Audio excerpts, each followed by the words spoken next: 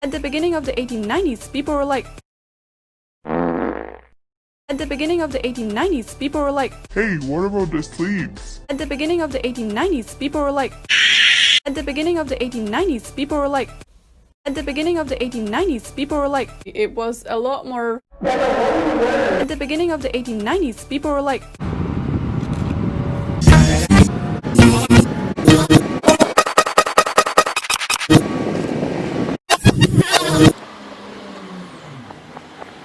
At the beginning of the 1890s, people were like, Disgusting! At the beginning of the 1890s, people were like,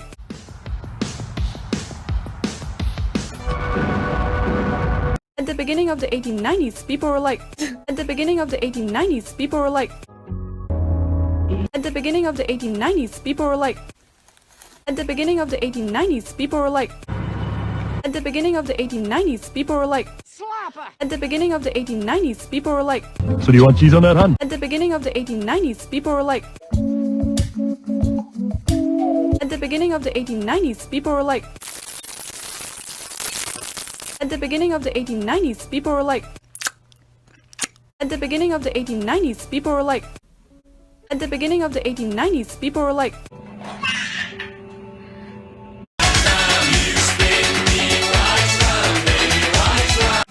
From 1836, everything started decreasing. The spots started moving downwards. Spots were usually elbow length. And in the late 1830s, the spots finally reached its natural position.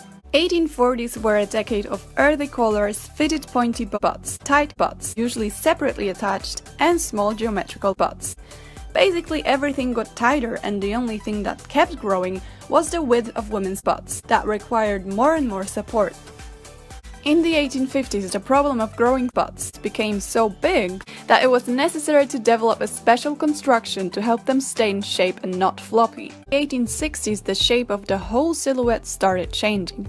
After spots reached its lowest point in 1850s, it started going a little bit above the natural waist level in the 1860s.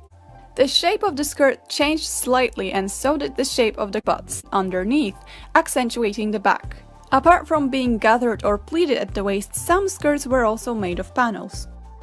From about 1867, the transitional period started. The spots would start traveling even higher. Spots, this time, instead of expanding or decreasing, would start getting more volume. Spots would also gradually become more and more decorated. 1870s were a decade I would compare to 1830s. Big spots. About the butts. The 1870s butts was large and the skirt was in trapezoidal shape.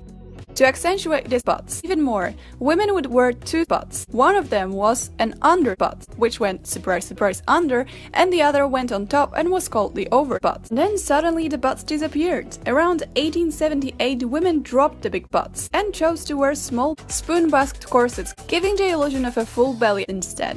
The skirts got really narrow, but instead of the fullness, the designers came up with length butts. Shape, or rather angle, changed. Instead of gradually going down, the butts formed a sort of shelf. So as you probably noticed, changes in fashion history usually start with butts, gradually growing or decreasing or getting longer or shorter. So because butts kept changing all the time, at the beginning of the 1890s, people were like, Hey, what What about the sleeves? From 1890 to around 1895, the spots were getting bigger and bigger and bigger. And to balance the huge spots, their spots also had to get wider. 1890s were a time where spots was kind of huge, so you can see that in the clothes and the way they're cut and made. So especially the coats and capes from the era, jackets and generally speaking outerwear often had very high spiky spots.